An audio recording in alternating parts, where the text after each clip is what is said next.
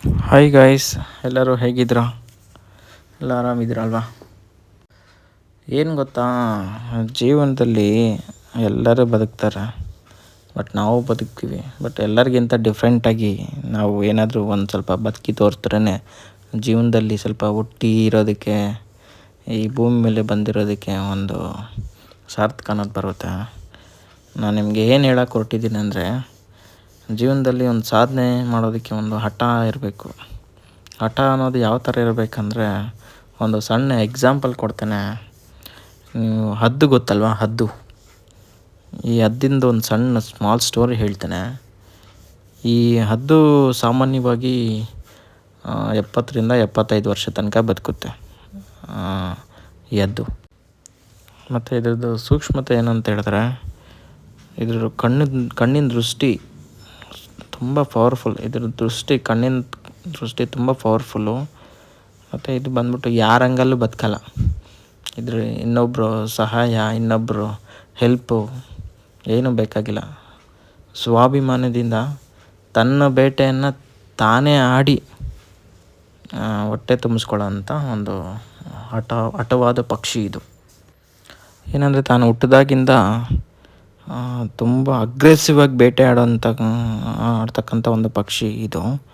ಮತ್ತು ಇದು ಒಂದು ಸತಿ ಏನಾದರೂ ಆಕಾಶಕ್ಕೆ ಹಾರಿದ್ರೆ ಆಲ್ಮೋಸ್ಟ್ 2-3-4 ಅವರ್ಸ್ ಒಂದು ಸತಿ ಹೋಯ್ತು ಅಂತ ಹೇಳಿದ್ರೆ 4-5 ಅವರ್ 6 ಅವರ್ಸ್ ಆದ್ರೂ ಹಾರ್ತಲೇ ಇರುತ್ತೆ, ಆಕಾಶದಲ್ಲಿ ಹಾರ್ತಾನೆ ಇರುತ್ತೆ.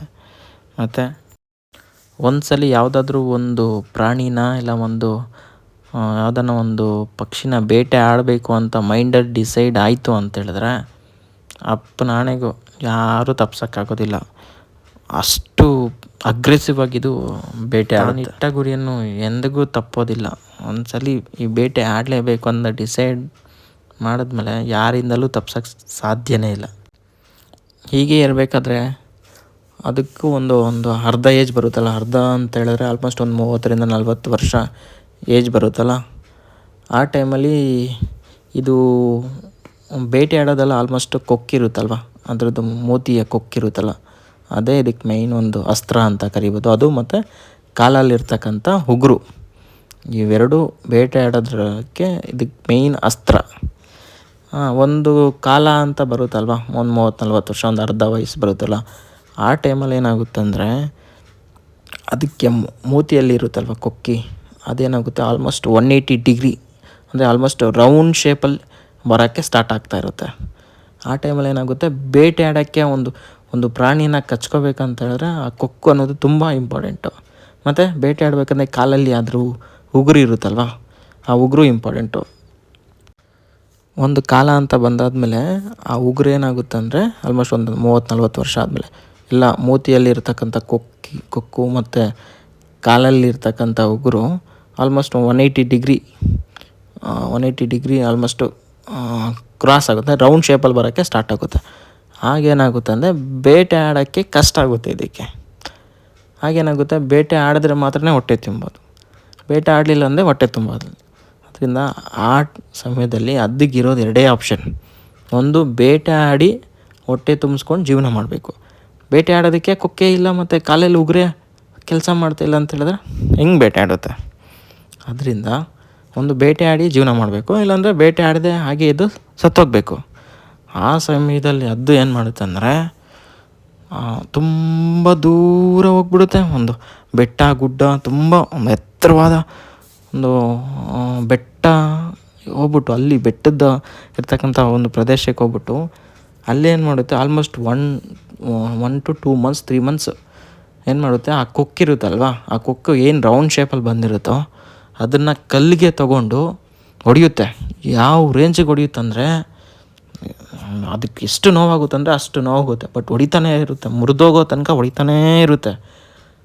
ಮತ್ತು ಕಾಲಲ್ಲಿ ಇರುತ್ತಲ್ವ, ಆ ಉಗುರನ್ನ ಕೀಳಬೇಕಂದ್ರೆ ಕೊಕ್ಕಿಂದ ಕೀಳುತ್ತೆ. ಫಸ್ಟ್ ಕೊಕ್ಕಲ್ಲಿರ್ತಕ್ಕಂಥ ಒಂದು ಮೂತಿಯಲ್ಲಿ ಒಂದು ಅರ್ಧ ಕಟ್ಟಾದಮೇಲೆ ಮತ್ತು ಕಾಲಲ್ಲಿರ್ತಕ್ಕಂಥ ಉಗುರನ್ನೆಲ್ಲ ಕಟ್ ಮಾಡಿ ಬಿಸಾಕುತ್ತೆ. ಮತ್ತು ರೆಕ್ಕೆ ಪುಕ್ಕ ಎಲ್ಲ ಆಲ್ಮೋಸ್ಟ್ ಒಂಥರ ರಟ್ಟು ಥರ ಆಗಿಬಿಟ್ಟಿರುತ್ತೆ, ಎಲ್ಲ ಬಂಕ ಥರ ರಟ್ಟು ಥರ ಆಗಿಬಿಟ್ಟಿರುತ್ತೆ. ಅದನ್ನೆಲ್ಲ ಏನು ಮಾಡುತ್ತೆ, ಕೊಕ್ಕಿಂದ ಎಲ್ಲ ಒಂದೊಂದೇ ಎಲ್ಲ ಕಿತ್ತಾಗ್ಬಿಡುತ್ತೆ. ಈ ಪ್ರೋಸೆಸ್ ಆಗೋದಕ್ಕೆ ಆಲ್ಮೋಸ್ಟ್ 3-4 ಮಂತ್ಸ್, ಸಮ್ಟೈಮ್ಸ್ 6 ಮಂತ್ಸ್ ಕೂಡ ತಗೊಳುತ್ತೆ.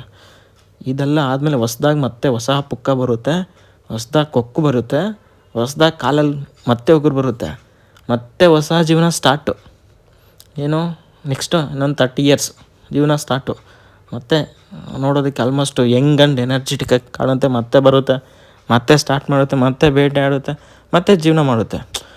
ಇದರಿಂದ ಏನು ಅರ್ಥ ಮಾಡ್ಕೋಬೇಕಂದ್ರೆ, ಜೀವನದಲ್ಲಿ ಕೆಲಸದಲ್ಲೇ ಆಗಲಿ, ಜೀವನದಲ್ಲೇ ಆಗಲಿ ಪ್ರತಿಯೊಬ್ಬರಿಗೂ ಕಷ್ಟ ಇದ್ದಿದ್ದೆ. ಬಟ್ ಆ ಕಷ್ಟನ ಯಾವ ಥರ ಎದುರಿಸ್ಬೇಕು, ಆ ಕಷ್ಟನ ಯಾವ ಥರ ಎದುರಿಸಿ ಜೀವನ ನಡೆಸಬೇಕು ಅನ್ನೋದಕ್ಕೆ ಈ ಹದ್ದಿನ ಒಂದು ಕತೆ ಉದಾಹರಣೆಯಾಗಿ ನೀವು ತೊಗೋಬೋದು. ಅದರಿಂದ ಯಾವುದೇ ಒಂದು ಕೆಲಸ ಮಾಡಬೇಕಾದ್ರೆ ಕಷ್ಟ ಬರುತ್ತೆ. ಕಷ್ಟ ಮನುಷ್ಯನಿಗೆ ಬರುತ್ತೆ, ಇನ್ನೇನು ಮರಕ್ಕೆ ಬರುತ್ತೆ. ಕಷ್ಟ ಅನ್ನೋದು ಎಲ್ಲರಿಗೂ ಬರುತ್ತೆ. ಬಟ್ ಆ ಕಷ್ಟನ ಯಾವ ಥರ ಎದುರಿಸಿ ಮುಂದೆ ಹೋಗಬೇಕು ಅನ್ನೋದಕ್ಕೆ ಈ ಹದ್ದದು ಒಂದು ಉದಾಹರಣೆ. Okay, thank you.